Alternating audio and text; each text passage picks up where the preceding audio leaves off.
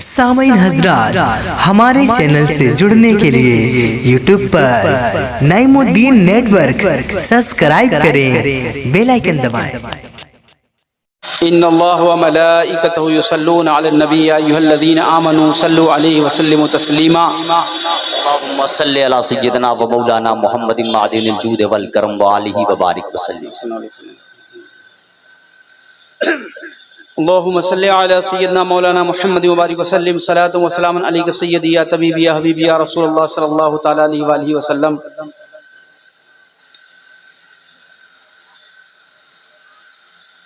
آئیے جس آیت پاک کی تلاوت کا شرف حاصل کیا اس سے قبل اپنے آقا و مولا محمد عربی جناب احمد مجتبیٰ محمد مصطفیٰ صلی اللہ تعالی علیہ وسلم کی بارگاہ بے کس پناہ میں جھوم جھوم کر ہدیہ درود کا نذرانہ عقیدت بابت بلند پیش کریں۔ اللہم صلی علی مولا محمد صلاۃ و سلام علیک سیدی یا طبیبی یا حبیبی یا رسول اللہ صلی اللہ تعالی علیہ وآلہ وسلم۔ انہیں جانا انہیں مانا نہ رکھا غیر سے کام، انہیں جانا انہیں مانا نہ رکھا غیر سے کام، للہ الحمد میں دنیا سے مسلمان گیا، جان و دل ہوش و خرد سب تو مدینہ پہنچے، جان و دل ہوش و خرد سب تو مدینہ پہنچے، تم نہیں چلتے رضا سارا تو سامان گیا، سرور کہوں کہ مالک و مولا کہوں تجھے، باغ خلیل کا گل زیبا کہوں تجھے، اللہ رے تیرے جسم منور کتابشیں، اے جان جاں میں جان تجلا کہوں تجھے، اور یا رسول اللہ تیرے تو وصف عیب تناہی سے ہے بری، حیراں ہوں میرے شاہ میں کیا کیا کہوں تجھے، لیکن رضا نے ختم سخن اس پہ کر دیا، خالق کا بندہ خلق کا آقا کہوں تجھے۔ سبحان اللہ سبحان اللہ۔ ان اللہ و ملائکتہ یصلون علی النبی یا ایھا الذین آمنوا صلوا علیہ وسلموا تسلیما۔ بے شک اللہ اور اس کے تمام فرشتے درود و سلام بھیجتے ہیں اس غیب بتانے والے نبی پر۔ اے ایمان والو تم بھی خوب خوب درود و سلام بھیجو پڑھو۔ یہ قرآن کہہ رہا ہے، یہ کلام اللہ کہہ رہا ہے، یہ وہ کلام اللہ ہے کہ اس وقت سے لے کے آج تک جس نے بھی کلام اللہ کے بدلنے کی بات کی اسے بدل دیا گیا۔ قرآن اپنی جگہ ویسا کا ویسا ہی ہے، جیسا تب نازل ہوا تھا آج تک ویسا ہے اور قیامت تک ویسا ہی رہے گا۔ سبحان اللہ۔ اس سچے کلام کی بات کہہ رہا ہوں کہ اللہ رب العزت نے فرمایا کہ بے شک اللہ اور اس کے تمام فرشتے درود و سلام بھیجتے ہیں۔ درود و سلام کی فضیلت کو آپ دیکھیں کہ اللہ رب العزت کی ذات ہے، فرشتوں کی ذات ہے، اللہ سلام بھیج رہا ہے، درود بھیج رہا ہے، فرشتے سلام بھیج رہے ہیں، درود بھیج رہے ہیں، لیکن اللہ رب العزت یہ مومنوں سے چاہتا بھی ہے کہ اللہ بھی بھیجتا ہے، فرشتے بھی بھیجتے ہیں، اور تمام مومن بھی رسول اللہ پہ درود و سلام کی ڈالیاں نچھاور کرتے رہے۔ سبحان اللہ سبحان اللہ۔ اور آج ہماری پہچان، اہل سنت والجماعت کی پہچان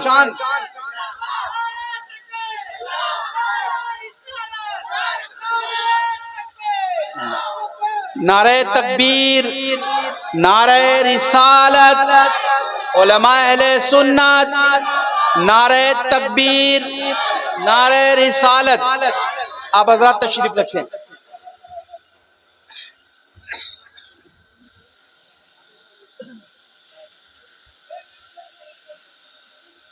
ایک بار اور بابا بلند درود شریف پڑھیں۔ اللہم صلی علی سیدنا مولانا محمد وبارک وسلم، صلاۃ و سلام علیک سیدی یا طبیبی یا حبیبی یا رسول اللہ صلی اللہ تعالی علیہ وآلہ وسلم۔ اللہ رب العزت درود و سلام بھیجتا ہے اپنے محبوب پہ، دانائے غیوب پہ، رسول اللہ کی ذات پہ، فرشتے بھی بھیجتے ہیں، اور اللہ رب العزت کی ڈیمانڈ ہے، چاہتا ہے میرا رب، میرا خدا چاہتا ہے کہ جو مومن ہیں وہ بھی رسول اللہ کی ذات پر درود و سلام کی ڈالیاں نشاور کرتے ہیں۔ واہ واہ واہ، زندہ باد زندہ باد۔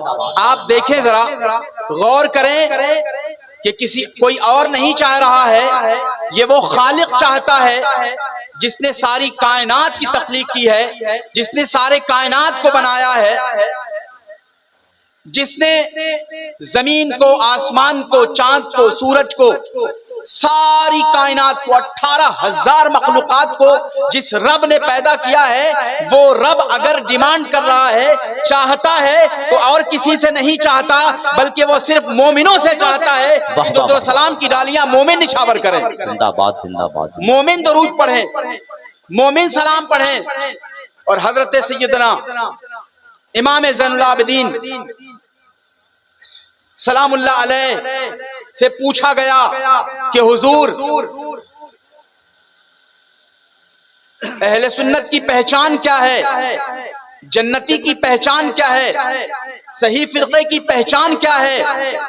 تو آپ نے ایک ایسی پہچان بتا دی، آپ نے فرمایا کہ جو حق پہ ہوگا وہ رسول اللہ کی ذات پہ درود و سلام کی ڈالیاں کثرت کے ساتھ نچھاور کرے گا، کثرت کے ساتھ پڑھ رہا ہوگا۔ یہ ہماری پہچان سیدنا امام زین العابدین سلام اللہ علیہ نے بتائی ہے۔ آج ہماری مسجدوں میں جمعہ کے دن 100 نمازی نظر آتے ہیں، کسی مسجد میں 500، کسی مسجد میں 1000، کسی مسجد میں 2000، کسی مسجد میں 10,000، جیسی کیپیسٹی ہوتی ہے ویسے نمازی نظر آتے ہیں، اور مسجد اہل سنت والجماعت کی ہوا کرتی ہے۔ لیکن افسوس، 100,000 افسوس یہ ہے کہ 2-4 شعر رسول اعظم صلی اللہ تعالی علیہ وآلہ وسلم کی ذات پہ سلام پڑھا جا رہا ہوتا ہے تو ہمارے پاس وقت نہیں ہے، ہم 2-4 کڑی سلام پڑھنے کے لیے تیار نہیں ہیں، اور ہم یہ کہہ کے گزر جاتے ہیں سلام پڑھنا کوئی فرض نہیں ہے، سلام پڑھنا کوئی واجب نہیں ہے، سلام پڑھنا مستحب کام ہے۔ یہ بھول گئے کہ یہ کہا نہیں گیا ہے، یہ اللہ کی ڈیمانڈ ہے، اللہ چاہتا ہے جب تم درود و سلام کی ڈالیاں نچھاور کرو گے، جب تم درود و سلام پڑھو گے، جب اللہ کی ڈیمانڈ کو پورا کرو گے تو یاد رکھو کہ جنت تمہارے لیے ہے انشاءاللہ۔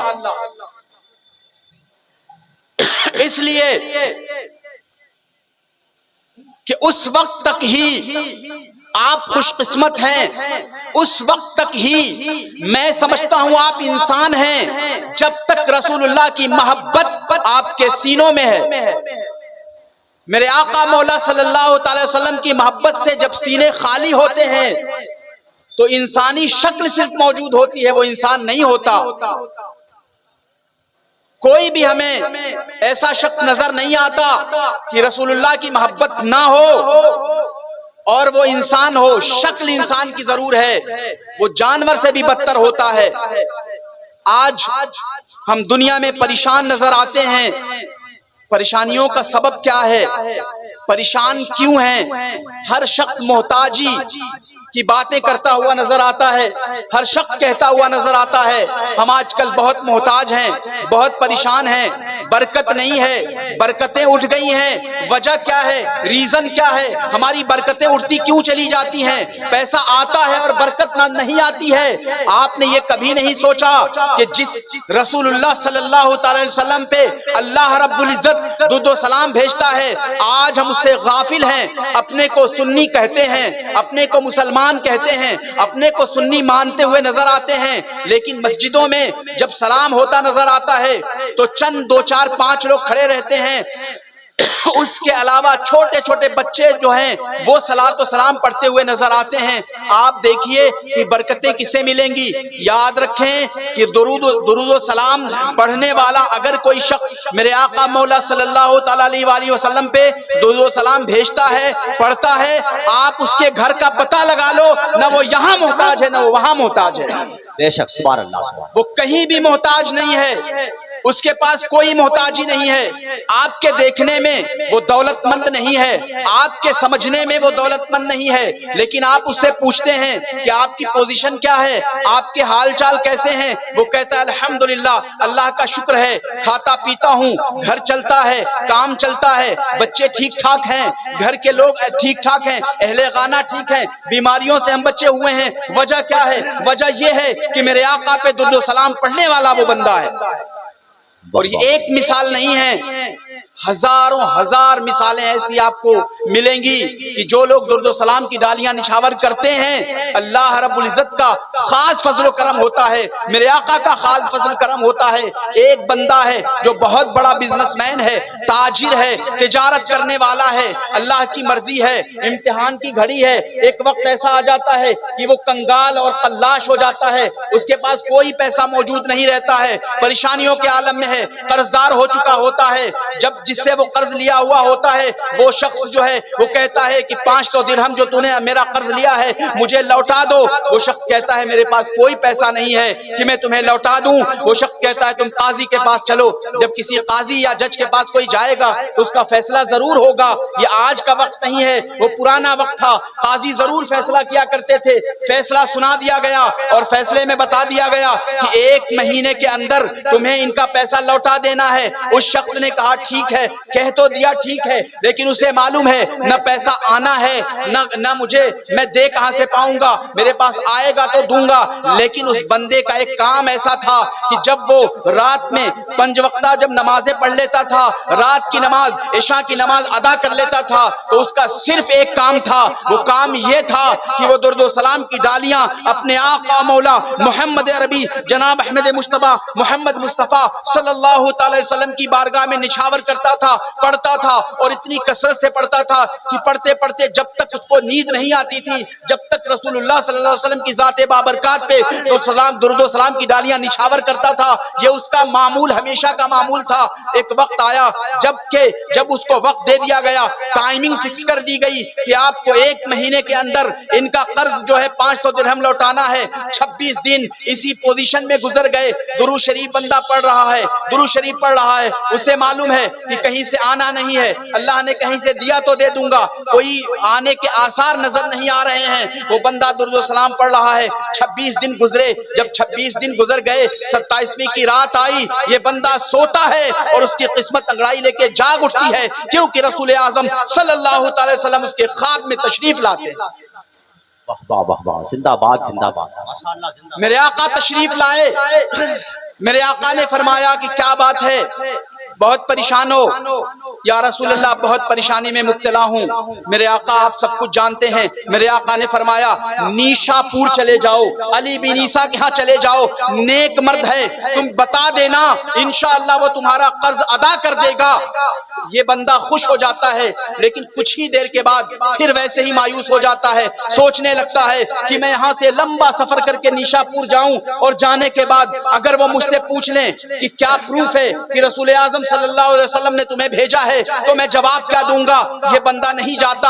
اور اس کے بعد سے دوسری رات آ جاتی ہے، میرے آقا مولا صلی اللہ علیہ وسلم دوسری رات میں بھی تشریف لاتے ہیں۔ میرے آقا فرماتے ہیں کہ تم گئے نہیں۔ یا رسول اللہ کیسے جاتا؟ اگر وہ پروف مانگ دیتے، اگر وہ کوئی نشانی مانگ دیتے کہ رسول اللہ نے بھیجا ہے، تم اس ثابت کرو، تو میں کیا جواب دیتا؟ میرے آقا نے فرمایا ٹھیک ہے، گھبرانے کی بات نہیں ہے، چلے جاؤ نیشا پور، علی بن عیسیٰ کے پاس چلے جاؤ، اور جانے کے بعد اگر وہ نشانی اور پروف مانگے تو بتا دینا کہ یہ نیک مرد، ان سے کہہ دینا علی بن عیسیٰ سے کہ آپ 10,000 مرتبہ جب تک درود پاک کی ڈالی نشاور نہیں فرما لیتے رسول پاک صلی اللہ علیہ وسلم کی ذات بابرکات پر، جب تک آپ نہیں پڑھ لیتے تب تک آپ کسی سے بات چیت نہیں کرتے ہیں۔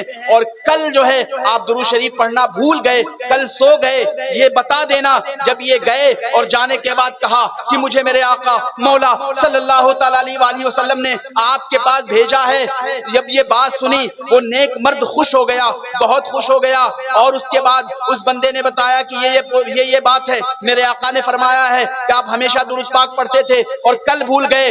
فرمانے لگے کہ اس بات کو میرے علاوہ، میرے رسول اللہ کے علاوہ، میرے اللہ کے علاوہ کوئی نہیں جانتا تھا، تم نے سچ کہا ہے۔ اور کہا کہ ٹھیک ہے، یہ بات بالکل سچی ہے کہ ایسا ہی ہوا تھا جیسا تم بتا رہے ہو۔ اور کہنے لگے کہ یہ 500 درہم لے جاؤ، قرضدار کا قرض ادا کر دینا۔ واہ واہ واہ واہ واہ، زندہ باد، سبحان اللہ۔ کہنے لگے 500 درہم لے جاؤ، قرضدار کا قرض ادا کر دینا۔ اور جب 500 درہم دیا اور کہنے لگے 500 درہم اور لے جاؤ، گھر کے خرچ کے لیے 500 درہم اور لے جاؤ، اس سے نیا بزنس شروع کر لینا۔ وہ بندہ وہاں سے آیا اور آنے کے بعد جب آیا اور قرضدار کو قرض دیا کہ یہ 500 درہم آپ لے لو، وہ کہنے لگا نیکیوں کا زمانہ تھا، اچھے لوگ تھے، اچھے لوگوں کا وقت تھا۔ وہ کہنے لگا تم میرے پڑوسی ہو، میں تمہیں جانتا ہوں، تم قلاش ہو، تمہارے پاس کوئی دولت اور پیسہ نہیں ہے، تم یہ ہمیں کہاں سے دے رہے ہو؟ کہیں غلط مال تو کہیں سے نہیں دے رہے ہو؟ اس کے بعد سے اس نے کہا نہیں، تم قاضی صاحب کے پاس چلو۔ جب قاضی صاحب کے پاس لے جایا گیا تو قاضی صاحب نے پوچھا کہ یہ بتاؤ کہ پیسہ تمہارے پاس کہاں سے آیا، 500 درہم کا قرض کہاں سے ادا کر رہے ہو؟ اس بندے نے پورا واقعہ بیان کیا کہ ایسا ایسا ہوا اور ایسی ایسی پوزیشن ہوئی۔ تو قاضی صاحب کہنے لگے یہ بات ٹھیک نہیں ہے کہ صرف علی بن عیسیٰ ہی ثواب کے حقدار ہوں اور وہی ثواب کمائیں۔ 500 درہم جو قرض ہے میں ادا کرتا ہوں اپنے پاس سے۔ زندہ باد زندہ باد زندہ باد، سبحان اللہ سبحان اللہ۔ اس کے بعد جب یہ بات ہوئی تو قرضدار نے کہا یہ کیا بات ہوئی کہ علی بن عیسیٰ ثواب لیں، قاضی صاحب ثواب لیں اور میں اس سے محروم رہوں؟ کہنے لگا بندہ کہ میں نے بھی جو 500 درہم کا قرض ہے معاف کر دیا تمہارے لیے، تم جاؤ۔ اور قاضی صاحب نے کہا جو میں نے وعدہ کر دیا ہے دینے کا یہ بھی تم میرے پاس سے لے جاؤ۔ واہ واہ، سبحان اللہ سبحان اللہ۔ میرے بھائی یاد رکھیں، یہ درود شریف کی دنیاوی برکت ہے، دینی برکات تو اتنی کثیر ہے، اتنی کثیر ہے کہ اگر کوئی شخص میرے آقا مولا صلی اللہ تعالی علیہ وسلم پہ کثرت کے ساتھ درود شریف پڑھنے والا ہوگا، کثرت سے درود شریف پڑھے گا تو اس کی پوزیشن یہ ہوگی کہ دنیا میں بھی خوشحال رہے گا اور آخرت میں جو خوشحالی کی بات ہے سبحان اللہ کیا کہنے کی بات ہے۔ ماشاءاللہ، یہ دونوں جہان کی ایسی نعمت ہے۔ درود شریف پڑھنے والا کسی کا محتاج نہیں کیا جاتا، درود شریف پڑھنے والا کسی کے سامنے رسوا و ذلیل نہیں کیا جاتا، درود شریف پڑھنے والا ہمیشہ ہر جگہ سر بلند ہوا کرتا ہے۔ درود شریف کی برکات اتنی برکات ہیں کہ میں تو کہتا ہوں کہ جمعے کی رات اور جمعے کا دن آتا ہے، یہ یوم العید ہے، عید کا دن ہے، اس میں درود شریف اور تمام نیکیوں کا ثواب 70 گنا بڑھا دیا جاتا ہے۔ ہم اور آپ بزنس مین ہیں، بزنس کرتے ہیں، بزنس مین لوگ ہیں، ہم ایک طرف تو پیسوں میں بزنس کرتے نظر آتے ہیں لیکن آج ہم دین میں بزنس کرتے نظر نہیں آتے ہیں، دین کے معاملات میں ہم سوچتے نظر نہیں آتے ہیں۔ ہمیں بھی یہ طے کرنا چاہیے، ہمیں بھی پلان کرنا چاہیے کہ جمعے کا دن جو ہے ہم درود شریف کے لیے ضرور فکس کریں گے اور ہم اس پوزیشن میں ہر آدمی یہ سوچ لے کہ جب ہم جمعے میں 1000 درود پڑھیں گے تو انشاءاللہ 70,000 درود شریف پڑھنے کا ثواب ہمیں عطا کیا جائے گا۔ بہت اچھا پیغام، زندہ باد زندہ باد۔ آپ ہر شخص اپنے آپ میں جو عاقل و بالغ ہے اس سے الگ الگ حساب لیا جائے گا، ہر ایک کو اپنی اپنی قبر میں اس کا حساب دینا ہے اور گھروں میں بھی اس سے بے حساب برکتیں آتی ہیں۔ آپ پلان کریں کہ ہم کسی بھی مسجد میں بغیر سلام پڑھے ہوئے چاہے کتنا بھی کیسا وقت ہو، کتنی بھی جلدی ہو، دکان سے گراہک چلا جائے، دکان لٹ جائے، لیکن رسول اعظم صلی اللہ علیہ وسلم کی ذات پہ ہم جب تک درود سلام پڑھ نہیں لیں گے تب تک ہم یہاں سے کھسکیں گے بھی نہیں، تب تک ہم ٹلیں گے بھی نہیں، تب تک ہم جائیں گے نہیں۔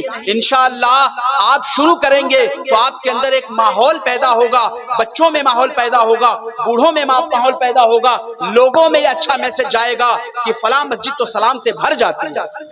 واہ واہ، سبحان اللہ سبحان اللہ۔ آپ جب درود و سلام پڑھتے ہو آپ جانتے ہو کون کون راضی ہوتا ہے؟ سب سے پہلے رب راضی ہو جاتا ہے، زندہ باد زندہ باد۔ میرے آقا راضی ہوتے ہیں، اور یاد رکھیں کہ جس سے رب راضی ہو گیا ساری دنیا اس کی مخالف ہو جائے کچھ بھی نہیں کر سکتی۔ آپ رب کو راضی کیجئے، آپ لوگوں کو خوش نہ کیجئے۔ 20 سال 25 سال 30 سال پہلے لوگوں میں خوشحالیاں تھیں. یہی مبارک پور کی زمین ہے کہ جہاں ہر طرف برکت ہی برکت نظر آتی تھی. اور آج یہی مبارک پور کی زمین ہے کہ لوگ اس بات کی شکایت کرتے ہیں کہ بڑی محتاجی ہے, بڑی پریشانی ہے. آپ نے دیکھا نہیں کہ مبارک پور کس انداز میں بدل گیا. لوگوں کی پوزیشن یہ تھی کہ لوگ اذان ہوتی تھی مسجدیں بھر جایا کرتی تھیں, جماعت کے لوگ پابند تھے, جماعت کی پابندی کرتے تھے, نماز کی ایسی پابندی لوگ کیا کرتے تھے کہ کوئی باہر سے آنے والا کہتا تھا کہ مبارک پور ہے, یہ کوئی اور جگہ نہیں, یہ مبارک پور ہے. اور بلا شبہ آج بھی آپ سب سے بہتر ہیں, لیکن خوش فہمی کے شکار نہ ہو, آپ میں بھی بے شمار کمیاں آئی ہوئی ہیں. چھوٹے چھوٹے میلادوں میں کثیر مجمع ہوا کرتا تھا, مہذب مجمع ہوا کرتا تھا, الگ انداز ہوا کرتا تھا, علماء کی قدر تھی, علماء کی عزت تھی. آج وہ باتیں ویسی نہیں ہیں جیسی کل تھی. العلماء ورثۃ الانبیاء, علماء انبیاء کے وارث ہیں. جتنے لوگ علماء سے قریب ہیں وہ ان کی دنیا بھی کامیاب ہے اور آخرت بھی کامیاب ہوتی نظر آتی ہے.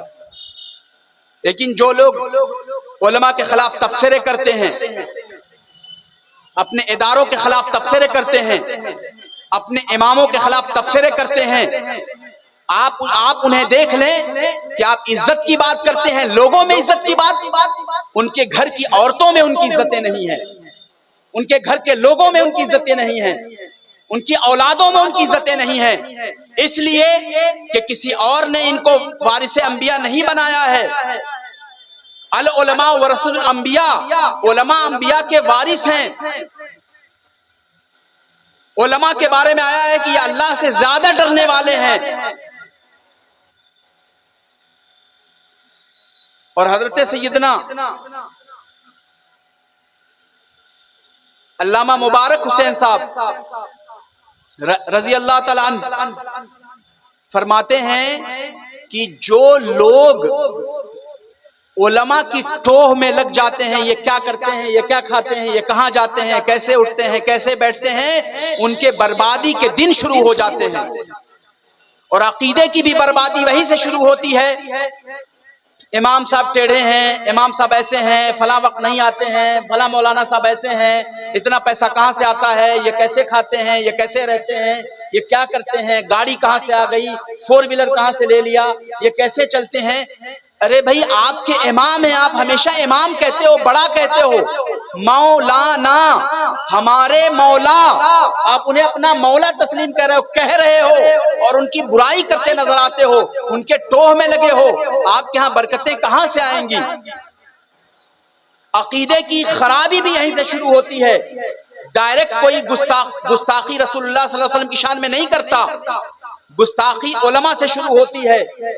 مفتیان اکرام کی گستاخیاں ہوتی ہیں, مزارات کی گستاخیاں ہوتی ہیں, اولیاء اکرام کی گستاخیاں شروع کرتے ہیں. اس کے بعد معاذ اللہ پھر کہاں پہنچ جاتے ہیں آپ تمام لوگوں کو اچھی طرح معلوم ہے. آج ضرورت اس بات کی ہے کہ آپ طے کریں کہ ہم ضرور درود شریف اپنے لیے فکس کریں گے.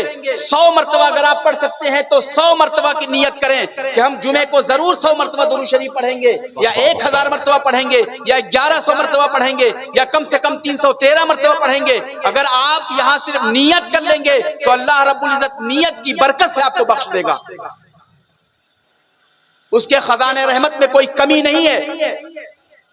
ہم نماز کے پابند ہو جائیں, ہم جماعت کے پابند ہو جائیں.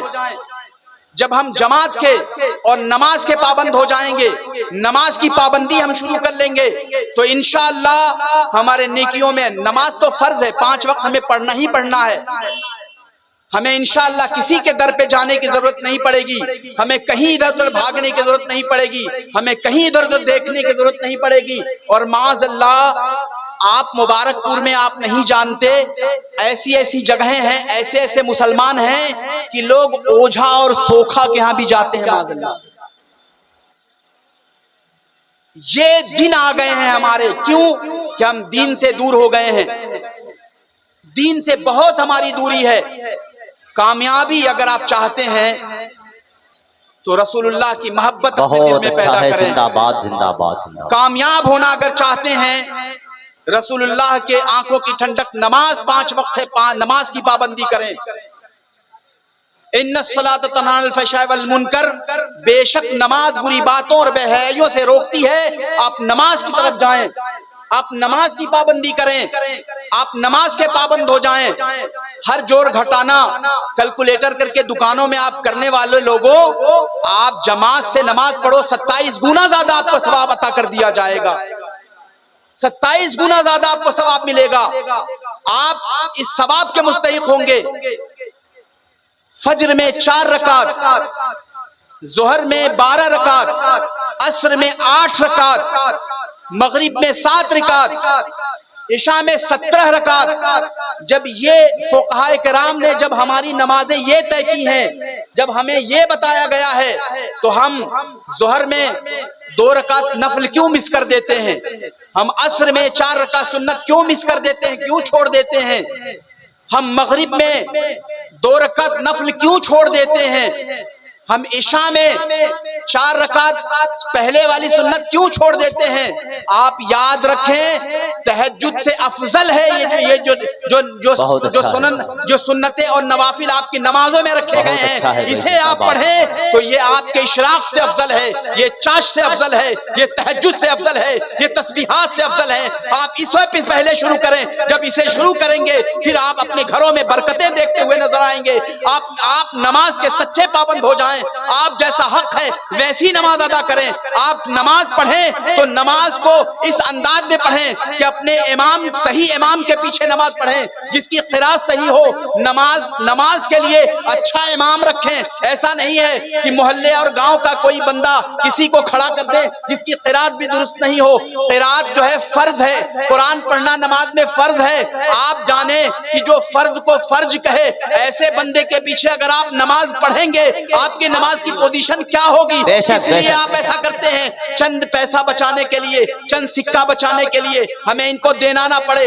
میں نے دیکھا ہے، افسوس، 100,000 افسوس کہ ہمارے پاکٹ میں پیسہ ہوتا ہے، جب ہمیں کسی ہوٹل میں ٹپ دینی ہوتی ہے تو 50 روپیہ ہم دیتے ہوئے شرماتے ہیں، ہمیں شرم آتی ہے کہ 50 روپے ہم ٹپ دیں، اور مسجد ایسی جگہ ہے کہ وہاں لوٹوں میں سکے کھنکھناتے نظر آتے ہیں، سکے وہیں چلتے ہیں مسجدوں میں۔ کیا ہماری مسجدوں کی یہ پوزیشن ہے کہ ہم 2 کا، 4 کا، 5 کا، 6 کا، 5 کا، 10 کا سکہ اس میں دیں؟ کیا 100 روپے، 200 روپے، 500 روپے، 1000 روپے ہم دینے کی اوقات نہیں رکھتے، ہم پوزیشن نہیں رکھتے؟ ہماری تمام غربت مدرسے میں ہے، ہماری تمام غربت مسجد میں ہے، ہماری تمام غربتیں صرف ایک جگہ نظر آتی ہیں۔ جب کبھی معاملہ ہوتا ہے مسجد کا تو ہر آدمی غریب ہو جاتا ہے، چند لوگ الا ماشاءاللہ ایسے بھی لوگ ہیں، سخی لوگ ہیں کہ جو بے پناہ جو ہے اپنی دولتیں لٹا کر کے مسجدیں بنواتے ہیں اور جنتیں خریدتے ہوئے نظر آتے ہیں، ایسے بھی لوگ ہیں۔ لیکن کثرت اس بات کی ہے،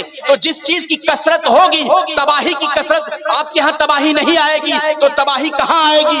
دوسرے لوگوں نے ترقی کی ہے تو اس لیے ترقی کی ہے، اس کی وجہ ہے کہ علم حاصل کیا ہے۔ ہمیں میرے آقا مولا صلی اللہ علیہ وسلم نے تاکید فرمائی کہ اگر تمہیں علم حاصل کرنا ہو تو عرب سے چین جانا پڑے تو چین جاؤ، مشقتیں اٹھاؤ، لیکن دین حاصل کرو، علم دین حاصل کرو۔ آج آپ دیکھیں، علم دین کی بات کرنے کی بات تو دور، ہمارے پاس دنیا بھی نہیں ہے، ہمارے پاس دین بھی نہیں ہے، نہ ہم دنیاوی علم حاصل کرتے ہیں نہ ہم دینی علم حاصل کرتے ہیں۔ کتنے IAS اس میں بیٹھے ہوئے ہیں، کتنے PCS اس میں بیٹھے ہوئے ہیں، کتنے اس میں DM بیٹھے ہوئے ہیں، کتنے اس میں کلکٹر بیٹھے ہوئے ہیں۔ ہم دنیاوی علم سے بھی پیچھے ہیں اور ہم دینی علم سے بھی پیچھے ہیں۔ ہمیں چاہیے یہ کہ ہم ایک لڑکے کو دین کی بقا کے لیے انجینئر اور ڈاکٹر بھی بنائیں اور اسے دینی ماحول بھی دیں، ہم اسے DM DSP بھی بنائیں، ہم دینی ماحول بھی دیں اور اپنے ہر گھر میں حافظ اور عالم بھی بناتے ہوئے نظر آئیں۔ ایک شخص ہمارے گھر میں فکس ہو کہ اسے حافظ عالم ضرور بننا ہے، کسی بھی پوزیشن میں ہم اسے حافظ بنائیں گے۔ قرآن یہ وہ قرآن ہے، ایسی کتاب ہے کہ تمام کتابیں جب لکھی جاتی ہیں تو لکھا جاتا ہے کہ کوئی غلطی ہو تو آپ اطلاع کر دیں، غلطی ہو سکتی ہے، بھول چوک ہو سکتی ہے، اور قرآن ہے کہ لکھا جاتا ہے ذالک الکتاب لا ریب فیہ، یہ وہ کتاب ہے اس میں کوئی کمی نہیں ہے، زندہ باد زندہ باد۔ یہ وہ کتاب ہے، آپ اس کتاب کے ماننے والے، یہ وہ کتاب جو رسول اللہ پہ نازل ہوئی، کوئی اس کا بار نہیں سہ سکتا تھا، عظیم کتاب۔ آپ قرآن پڑھو، آپ کے قرآن میں تمام علاج ہیں، ایک علاج کی بات نہیں ہے۔ آپ سورہ فاتحہ 21 بار پڑھو، اول آخر درود شریف پڑھو، کسی بیمار پہ دم کرو، اسے شفا ہو جائے گی اللہ رب العزت نے چاہا تو۔ اگر شفا نہیں ملتی ہے تو وجہ یہ ہے کہ ہماری زبانیں اس لائق نہیں ہیں، ہماری زبانوں میں کمیاں ہیں۔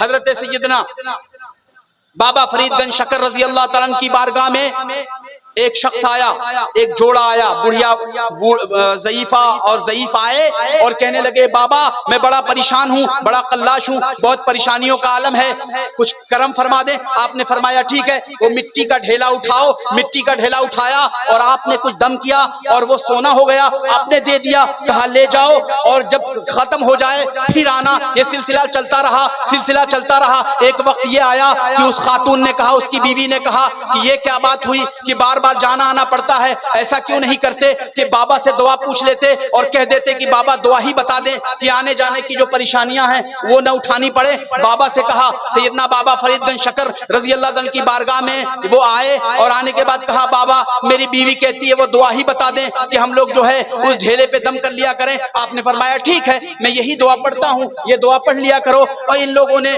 پورا گھر ڈھیلے سے بھر دیا اور بیٹھے، شام سے بیٹھے صبح، صبح سے بیٹھے شام ہو گئی، ڈھیلا کا ڈھیلا رہا۔ اس عورت نے کہا لگتا ہے بابا نے آپ کو دھوکہ دے دیا ہے، بابا کے پاس جائیے۔ اور وہ بڑا سیدھا سادہ بندہ تھا، بابا کے پاس چلا گیا، کہنے لگا کہ بابا میری بیوی کہتی ہے کہ حضرت نے صحیح دعا نہیں بتائی ہے۔ آپ نے فرمایا ڈھیلا اٹھاؤ، مٹی اٹھاؤ۔ مٹی اٹھایا اور حضرت نے جو دعا بتائی تھی وہی دعا پڑھی اور پڑھ کر دم کیا۔ دم کرنا تھا کہ وہ پھر سے سونا ہو جاتا،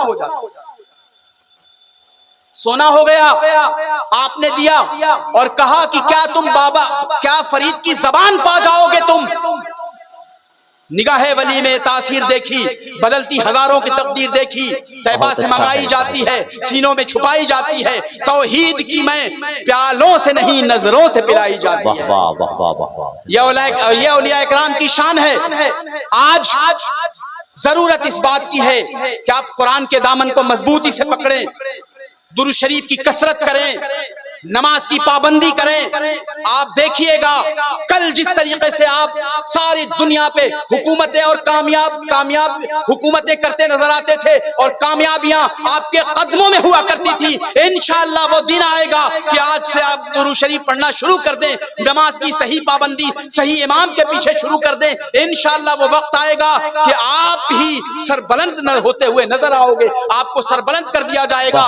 اس لیے کہ جب آپ نماز پڑھو گے، نماز فرض ہے، نماز اہم العبادت ہے، نماز کا حشر میں سب سے پہلے سوال کیا جائے گا، نمازی جو ہوگا اس کے داہنے ہاتھ میں نامہ اعمال دیا جائے گا۔ آپ دیکھو میرے آقا کی رضا بھی یہی ہے، میرے آقا کی آنکھوں کی ٹھنڈک نماز ہے۔ آج ہمارے گھروں میں نمازیوں کی تعداد ذرا دیکھ لیں کہ دادا جو ہیں کتنے سال کے، 80 سال کے ہیں، وہ سمجھتے ہیں میں نے نماز پڑھ لی، ذمہ داری پوری ہو گئی۔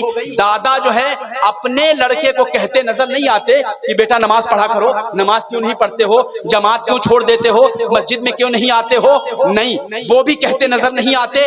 اور اس کے بعد جو بیٹا ہوتا ہے وہ اپنے بیٹے کو بھی کہتا ہوا نظر نہیں آتا، اپنے بیٹے کو بھی نہیں کہتا ہے کہ بیٹا نماز پڑھا کرو، مسجد میں چلا کرو، ساتھ نماز پڑھا کرو، اٹھا کرو فجر میں، ظہر کی جماعت سے پڑھا کرو، عصر کی جماعت سے پڑھا کرو، مغرب کی نماز جماعت سے پڑھا کرو، عشاء کی نماز جماعت سے پڑھا کرو۔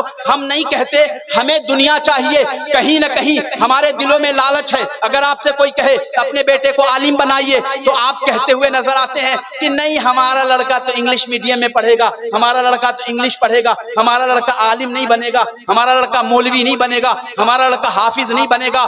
آپ جانتے ہو ساری دنیا آپ ہی کے قرآن کو پڑھ کر کے سربلند ہوتی نظر آتی ہے۔ یہ یہودی ہوں، یہ عیسائی ہوں، یہ کوئی ہوں جن کو آپ کامیاب ہوتے نظر آتے ہو، کسی اور چیزوں سے کامیاب نہیں ہے، وہ صرف اس لیے کامیاب ہیں کہ رسول اعظم صلی اللہ تعالی وسلم کی حدیثوں سے انہوں نے سیکھا ہے، لیا ہے۔ اور میں بتاؤں، یہودی جو ہیں، یہودی اسرائیل میں جب ان کی عورتیں حاملہ ہو جاتی ہیں تو وہ جو دیا کرتے ہیں، وہ شہد کا استعمال کرایا کرتے ہیں۔ انہیں پتا ہے کہ یہ رسول اعظم ہے، ان کا ہر کام سب سے اعلیٰ ہے، سب سے افضل ہے، سب سے برتر ہے، سب سے بہتر ہے، نہ ان سے بڑھ کے کوئی آیا ہے، نہ ان سے بڑھ کے کوئی آ سکتا ہے، نہ ان کی فضیلت کو کسی نے پایا ہے، نہ ان کی فضیلت کو کوئی پا سکتا ہے۔ رسول اعظم راضی ہے تو جو اللہ راضی ہے اور میرے آقا راضی نہیں ہے تو کوئی بھی راضی نہیں ہے۔ بہت اچھا۔ وہ دنیاوی معاملات میں اس پہ عمل کرتے نظر آتے ہیں، اس پہ عمل کرتے ہیں، اس پہ وہ کامیاب ہیں۔ اور آج ہماری پوزیشن ہے، شیشے کا برتن استعمال کرنا یہ سنت ہے، لکڑی کا برتن استعمال کرنا سنت ہے، مٹی کا استعمال کرنا سنت ہے۔ آج ہمارے گھروں میں اسٹیل نظر آتا ہے، دوسروں کے گھروں میں شیشہ نظر آتا ہے۔ سرچ کیا گیا ہے، یہ جھوٹا نہیں ہوتا شیشے کا برتن، اس میں کوئی بھی پی سکتا ہے، لیکن ہم بچاتے ہیں۔ شیشے کا برتن آپ استعمال نہیں کرتے، لڑکے پھوڑ دیتے ہیں۔ مٹی کا برتن استعمال نہیں ہوتا، لڑکے پھوڑ دیتے ہیں، یا معاذ اللہ کچھ لوگ تو توہین سمجھتے ہیں کہ میرے یہاں مٹی کا برتن رہے گا، میں مٹی کے برتن میں یہ چیز استعمال کروں۔ آج یاد رکھیے کہ جو کچھ بھی ہمارے ساتھ ہو رہا ہے یہ صرف اور صرف ہماری اپنی کمائی ہے، ہمارے اپنے ہاتھوں کی کمائی ہے۔ آپ یاد رکھو کہ آپ سے بڑھ کے بہتر کوئی بھی نہیں ہے۔ ساری دنیا آپ کی مخالف کیوں ہے؟ آپ کے پاس ایمان ہے، ایمان کی دولت، یہ وہ دولت ہے، یاد رکھیں یہ وہ دولت ہے، ایمان کی دولت، کہ ایک غریب شخص کو لایا جائے گا جو بڑا غریب ہوگا، ایسا پریشان حال ہوگا کہ دنیا میں وہ بیمار بھی رہے گا، اولادوں سے بھی کوئی اس نے آرام نہیں اٹھایا ہوگا۔ اللہ رب العزت پوچھے گا کہ اے بندے خدا بتا دنیا میں تو نے کبھی کوئی آرام پایا؟ وہ جنت میں سے نکال کے اسے پوچھا جائے گا تو وہ کہے گا کہ اے اللہ تعالیٰ، قسم کھا کے کہے گا کہ میں نے دنیا میں اب تک کوئی بھی پریشانی نہیں اٹھائی، کیونکہ جنت سے وہ آیا ہے، وہ جنت میں ہے، جنت کے مزے لے رہا ہے۔ اور ایک ایسا شخص لایا جائے گا جو کافر ہوگا، جو ایمان والا نہیں ہوگا، لیکن دنیا میں اس کی آسائش کا معاملہ یہ ہوگا کہ سونے کے محلات ہوں گے، اس کے نوکر چاکر ہوں گے، بینک بیلنس ہوگا، اور گھر کے بیٹے ہوں گے، اولادیں ہوں گی، ڈاکٹرز ہوں گے، تمام آسانیوں کے لیے تمام معاملات ہوں گے۔ اور جب وہ جہنم میں ڈال دیا جائے گا، پھر اللہ رب العزت نکال کے پوچھے گا کہ یہ بندے بتا کہ تم نے دنیا میں کوئی آرام اٹھایا؟ تو ایسا نہیں کہ اللہ رب العزت کے سامنے جھوٹ بول رہا ہوگا، بلکہ قسم کھا کے کہہ رہا ہوگا کہ قسم خدا کی، اے اللہ اے پروردگار، ہم نے دنیا میں کبھی کوئی آرام نہیں اٹھایا، اس لیے کہ وہ اس کو یاد ہی نہیں ہوگا۔ یاد رکھو کہ دنیا آپ کے لیے امتحان گاہ ہے، آپ کے لیے امتحان کی جگہ ہے۔ چند دن آپ امتحان دو، اللہ کو راضی کرو، انشاءاللہ قبر سے ہی آپ کی جنت شروع ہے، کیونکہ حدیث شریف میں ہے کہ قبر جنت کے باغوں میں سے ایک باغ ہے، یا قبر جہنم کے گڑھوں میں سے ایک گڑھا ہے۔ تو چند دن آپ دنیا میں تکلیف کرو اور قانون کی، اسلامک لا کی پابندی کرو، انشاءاللہ دنیا بھی سمر جائے گی اور آخرت بھی سمر جائے گی۔ وما علینا الا البلاغ، استغفر اللہ ربی من کل ذنب واتوب الیہ۔ السلام علیکم ورحمۃ اللہ وبرکاتہ۔